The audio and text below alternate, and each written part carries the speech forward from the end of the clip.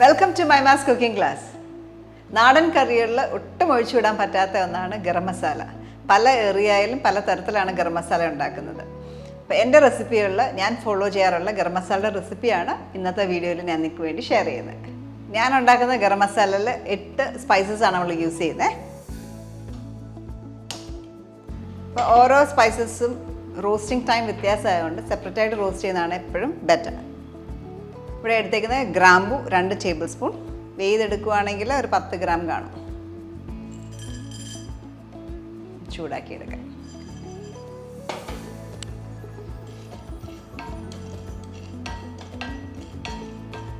അപ്പം എപ്പോഴും spices brown ആവാൻ വെയിറ്റ് ചെയ്യില്ല, അതിൻ്റെ ഫ്ലേവർ പോവും.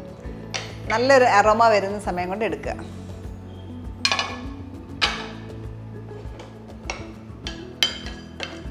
ഗ്രാമ്പൂൻ്റെ നല്ലൊരു മണം വരാൻ തുടങ്ങി. ഒരു പ്ലേറ്റിലേക്ക് മാറ്റാം. അടുത്തതായിട്ട് ഏലക്കയും 10 ഗ്രാംസ് ആണ്, 2 ടേബിൾ സ്പൂൺ.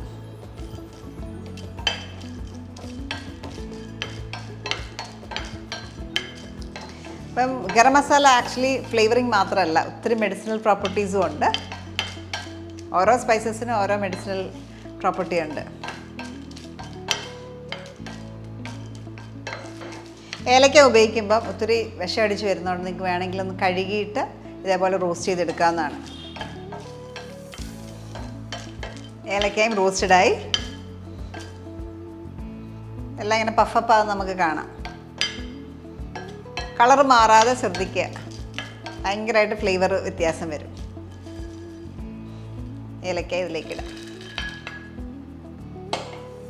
അടുത്തായിട്ട് 2 ടീസ്പൂൺ പെപ്പർ, കുരുമുളക് 2 ടീസ്പൂൺ. കുരുമുളക് ഗരം മസാല ഒത്തിരി പേരൊന്നും ചേർക്കാറില്ല. ഞാൻ പക്ഷേ എൻ്റെ ഗരം മസാലയിൽ എപ്പോഴും പെപ്പർകോൺസ് ഉണ്ടാവും. 2 ടീസ്പൂൺ നമ്മൾ എടുത്തേക്കുന്നത്.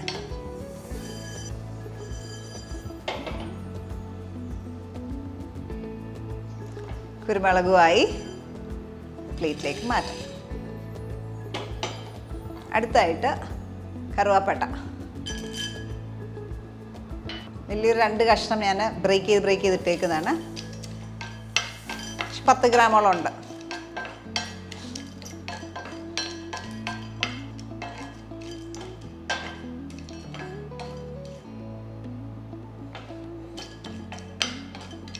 സിനമണും നന്നായിട്ട് ചൂടായി, ഇത് മാറ്റാം. പെരുംജീരകം 5 ടേബിൾ സ്പൂൺ പെരുംജീരകം എടുത്തേക്കുന്നത്, അതൊരു ഇടാം. പെരുംജീരകം ഒന്ന് പൊട്ടി തുടങ്ങണം, അതുവരെ ഹീറ്റ് ചെയ്യാം.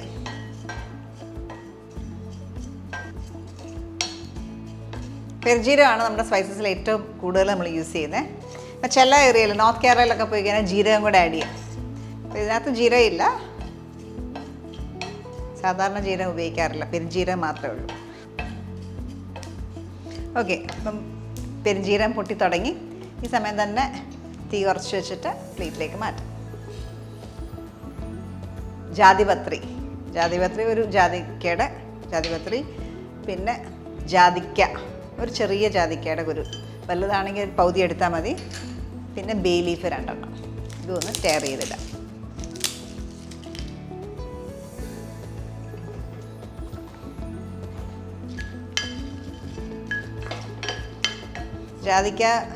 ജാതിപത്രി ഒന്നും എല്ലാവരും ഗരം മസാലയിൽ ഉപയോഗിക്കാറില്ല, ചില ആൾക്കാർ മാത്രമേ ഉപയോഗിക്കാറുള്ളൂ. എൻ്റെ ഗരം മസാലയിൽ എപ്പോഴും ഈ ഇൻഗ്രീഡിയൻസ് ആയിരിക്കും ചേർക്കുക.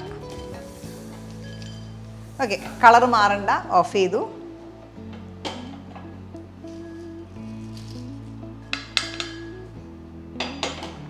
നമ്മുടെ ഈ മിക്സർ നന്നായിട്ട് കൂളാവുന്നവരെ നമുക്ക് വെയിറ്റ് ചെയ്യാം. അതിന് ശേഷം മാത്രമേ പൊടിച്ചെടുക്കാൻ പറ്റത്തുള്ളൂ. നമ്മുടെ ഈ സ്പൈസസിൻ്റെ മിക്സ്ചർ നന്നായിട്ട് കൂളായി. ഇനി ഇത് പൊടിച്ചെടുക്കാം.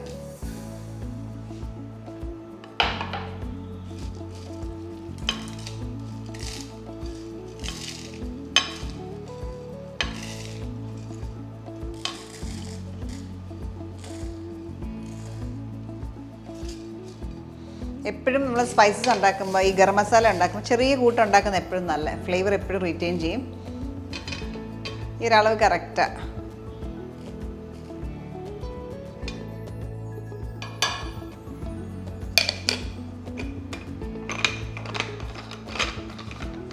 നല്ല സ്മൂത്തായിട്ട് നമുക്ക് പൊടിച്ചെടുക്കാം.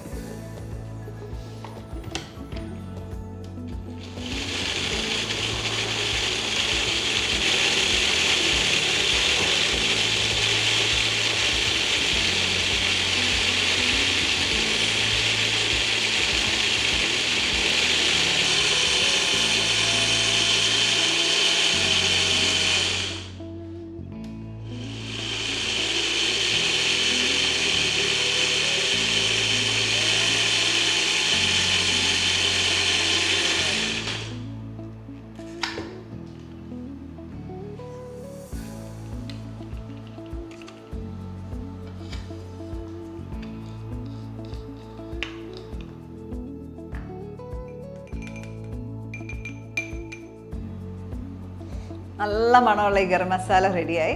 അപ്പോൾ ഇത് നിങ്ങൾ ശ്രദ്ധിക്കേണ്ട ഒരു കാര്യം, മിക്സിയിൽ നമ്മൾ അരച്ച് കഴിഞ്ഞിട്ട് എടുക്കുമ്പോൾ നല്ല ചൂടായിരിക്കും. ആ ചൂട് ഫുൾ പോയ ശേഷം മാത്രമേ അടച്ചു വെക്കാവൂ, അല്ലെങ്കിൽ പെട്ടെന്ന് ഇത് ചീത്തയായി പോകും.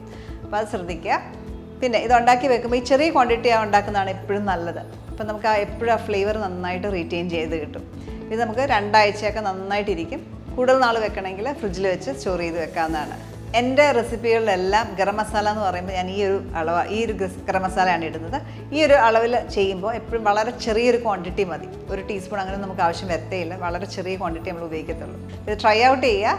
നല്ല വീഡിയോസിൽ നമുക്ക് വീണ്ടും കാണാം. Till then bye.